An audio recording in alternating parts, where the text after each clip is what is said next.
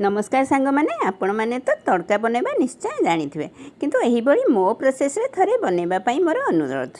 बुट डाली, मसूर डाली, चोपा लगा बिरी, गोटा मुग, कला चना, काबुली बुट ये सबुरु गोटे गोटे मुठा नहीं भल भाव धोई पानी रे किछि समय बतुराई दियंतु। तापर अदा छेचा, गोटा रसुण, लुण, हलदी, गोटे टमाटो दे प्रेसर रे 3-4टी हुइसिल दे दियंतु।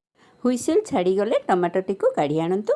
कड़ाई रे तेल गरम करी जीरा, कटा पियाज, रसुण, अदा छेचा पकाई भल भाव में भाजी नियंतु। तापर टमाटो टी को पकाई स्वाद अनुसार लंका गुंड दे भल कि कषि नियंतु। तापर सिझी जाइथिबा डाली को ओथिरे पकाई फुटिबा पई छाड़ी दियंतु। डाली भल भाव में फुटिगला परे सेतिरे कसुरी मेथी, कटा धनिया पत्र आ गोटे चामच गुआ घी पकाई गैस को ऑफ कर दियंतु। आउ घोड़ाई करी किछि समय पई छाड़ी दियंतु। या को भात, रुटी किंबा परोटा सहित गरम गरम सर्व करंतु।